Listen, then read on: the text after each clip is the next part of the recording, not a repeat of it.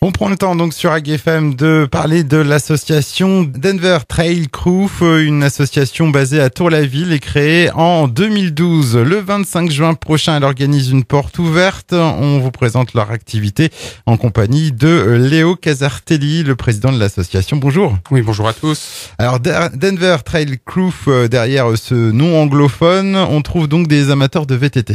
C'est ça. Donc c'est une association à la base qui a été créée par 4 amis, comme vous l'avez dit, en 2012. Donc on pratique le VTT de descente sur la lande Saint-Gabriel, donc à Tour-la-Ville. Donc c'est une discipline qui se passe sur une piste, on va dire, assez pentue, avec du dénivelé, des aménagements comme des sauts, des virages relevés. Cette piste a la particularité d'être classée par niveau, donc ce qui est assez rare dans le coin. Donc il y a le niveau débutant, vert, confirmé rouge et expert noir. Et donc notre association s'entraîne sur cette piste régulièrement. C'est un petit peu comme du ski au final. Voilà, c'est ça. C'est pratiqué surtout en montagne en fait à la base, et ça demande donc du matériel assez spécifique, des vélos avec pas mal de débattements, donc des fourches avec une hauteur importante, des freins à disque puissants, et voilà, donc on aimerait que ça se développe aussi dans la région. Et du matériel donc pour pratiquer ce sport, ça coûte environ combien ? C'est assez onéreux. Il faut compter à peu près 1 000 € pour débuter, et un vélo, on va dire de compétition, c'est plutôt entre 5 000 et 10 000 €. Alors combien êtes-vous au sein de votre association ? On est une vingtaine, on est 22 cette année. Donc vous avez aménagé une piste de descente VTT donc sur la colline de l'espace naturel des Landes Saint-Gabriel à Tour-la-Ville. On peut présenter un petit peu cette piste. Donc vous avez dit il y a plusieurs niveaux. Elle est longue de combien déjà ? À peu près 1,5 km,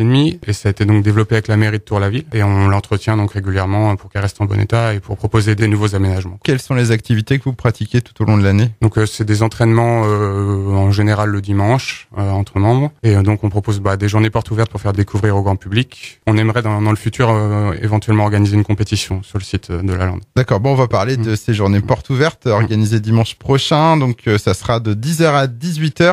Je vous laisse présenter le programme. Alors le matin de 10h à midi, ça sera un entraînement en VTT de descente où on peut faire découvrir la piste à ceux qui sont intéressés. De midi à 14h, on propose un barbecue. Donc on met à disposition des barbecues et les gens doivent ramener leur nourriture. En début d'après-midi, de 14 à 15, donc il y aura une course de mini-vélo. Donc c'est des 16 pouces, c'est pour rigoler. Donc, voilà.